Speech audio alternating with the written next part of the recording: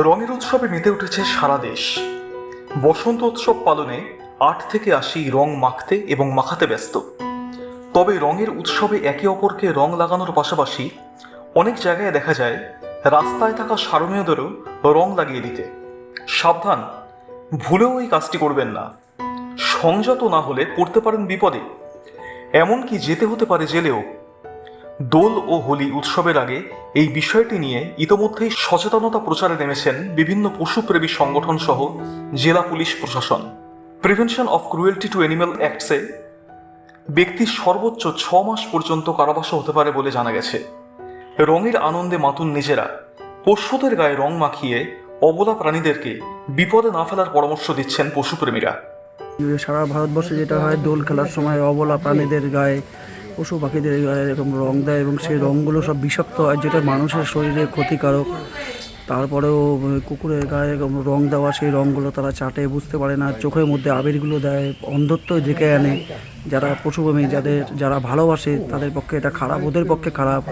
গর্ভবতী কুকুর আছে যাদের বাচ্চাগুলো আবার খারাপ হয়ে যায়, এগুলো তো মানে করা উচিত না, কিন্তু সব করে। সামাজিক মাধ্যমে আমরা, ফেসবুকের মাধ্যমে আমরা আন্দোলন করি, কিন্তু এতে তো সেক্ষেত্রে প্রশাসন যে ভূমিকা নিচ্ছে যে করা থাকবে, তাতে কি সহমত আপনি? প্রশাসনের ভূমিকা তো প্রশংসনীয়, কিন্তু এটা সবাই মিলে আরও এগিয়ে আসতে হবে, যাতে পশুপ্রেমী ডগ লাভার যারা আছে তারা যদি সবাই মিলে এগিয়ে এসে এই কাজটা করে, কারণ রঙগুলো সমস্ত বিষাক্ত।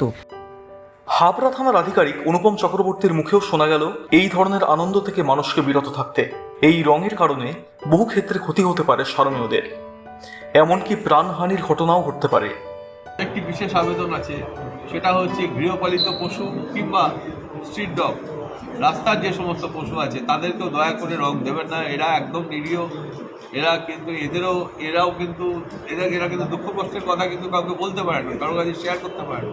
আমরা যেরকম বলতে পারি, এরা কিন্তু পারে না। আপনি আপনার আনন্দের জন্য রং দিলেন, কিন্তু সেই নিরীহ গৃহপালিত পশু হোক কিংবা রাস্তার পশুই হোক, সে কষ্ট পাবে, সে কিন্তু শেয়ার করতে পারবে না। আমি সবার কাছে আবেদন করব, এই ধরনের আনন্দ থেকে বিরত থাকুন, যেখানে হচ্ছে পশুদের কষ্ট হয়। বিশেষজ্ঞদের দাবি, পথ কুকুরদের কেউ স্নান করিয়ে দেয় না, ফলে তারা নিজেদের পরিষ্কার রাখার জন্য জিভের সাহায্য নেয়। স্বাভাবিকভাবেই গায়ে রং লাগা অবস্থায় জিভ দিয়ে চাটলে সারমেয়দের শরীরে বিভিন্ন রাসায়নিক প্রবেশ করে, তার ফলে কুকুরদের পেটে সমস্যা হওয়ার প্রবল সম্ভাবনা থাকে। এছাড়াও রঙে ব্যবহৃত রাসায়নিকের মাধ্যমে অনেক সময়ই দেখা যায় ত্বকের সমস্যাও, উঠে যায় গায়ের লোম। শুধু তাই নয়, ছোট ছোট শারীরিক সমস্যার পাশাপাশি মৃত্যু পর্যন্ত হতে পারে সারমেয়দের। তাই পশুপ্রেমীরা এখন আর্জি জানাচ্ছেন, অবলা প্রাণীদের হেনস্থা না করেই চলুক রঙের উৎসব উদযাপন। ব্যুরো রিপোর্ট এই মুহূর্তে।